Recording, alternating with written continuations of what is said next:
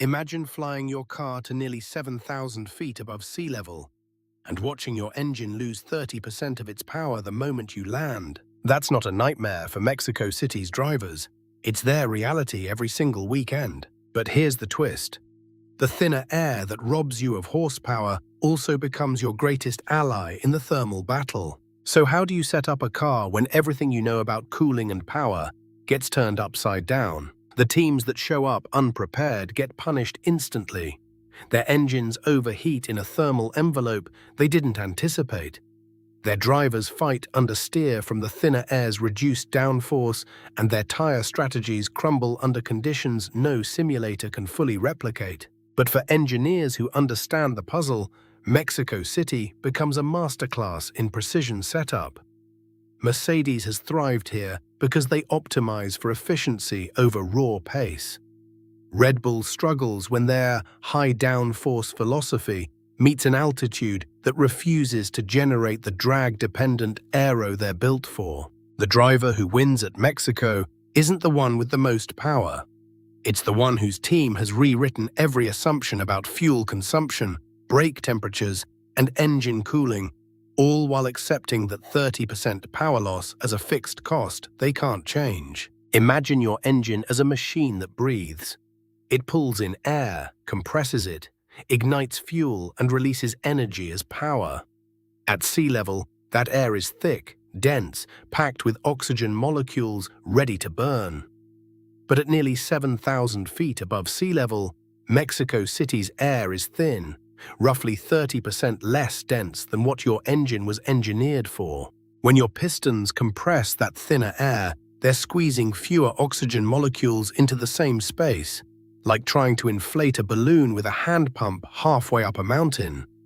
The fuel burns, but incompletely. Your turbocharger screams to compensate, but there's only so much it can do. The result?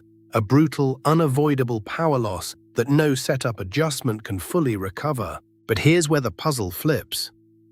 That same thin air that starves your engine of power becomes a cooling advantage.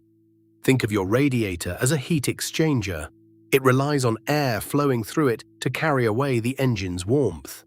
Thinner air sounds like a liability, but because it flows more easily and creates less resistance, it actually cools faster and more efficiently than dense sea-level air. Your brakes face a similar paradox. Less air density means less aerodynamic heating as the car cuts through the atmosphere, so your brake rotors stay cooler longer under braking. A genuine gift in a sport where overheating brakes cost you races. Downforce also drops significantly, which reduces grip but cuts drag.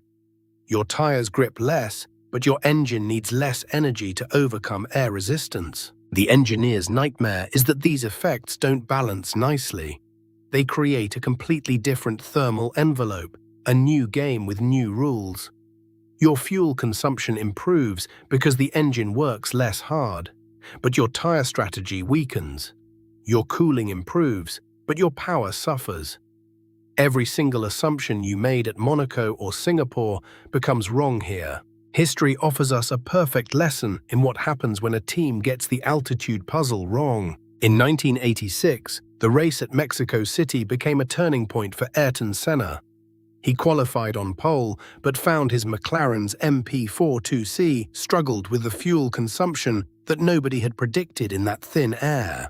His rival, Alain Prost in the Ferrari, had spent more time understanding how the thinner atmosphere changed everything from brake bias to turbo boost pressure. Prost won that day, not because he had more raw speed, but because he and his engineers had accepted the altitude's constraints and built a strategy around them rather than fighting them. Fast forward to 2016. Max Verstappen and Red Bull arrived at Mexico City with a fundamentally different problem.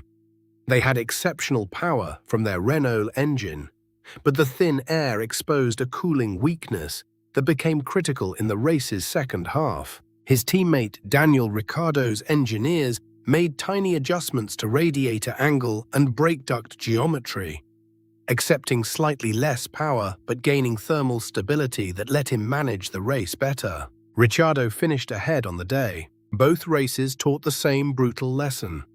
At Mexico City, you don't win by maximizing power. You win by understanding that thin air has rewritten the rulebook, and the team that adapts fastest owns the weekend. The margin between first and fourth on that grid often comes down to who trusted the data about altitude first, not who brought the biggest engine. So here's the question that keeps engineers awake. What if you took a car optimized for sea-level racing and dropped it into Mexico City with zero changes, not even tire pressures adjusted? On paper, you'd lose maybe 12% of your power immediately just from the air density alone. But here's where it gets interesting. Your engine wouldn't overheat, your tires would stay cooler, and your drag coefficient would shrink too. You'd be slower on the straights, but potentially faster in the corners, with a completely unpredictable thermal behavior that no baseline data could predict. That theoretical car would be a nightmare, and it's exactly why the teams that guess wrong at altitude don't just lose a tenth or two, they lose the entire weekend. So remember this, altitude isn't a handicap.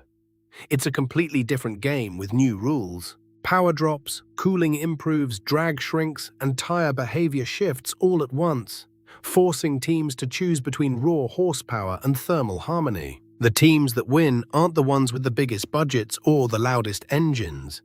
They're the ones who understand that Mexico City demands respect for data, not denial of physics. Now we want to hear from you.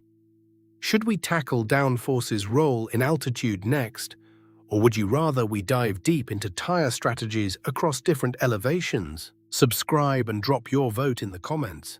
Because in motorsport, the smartest question often wins before the engine even fires.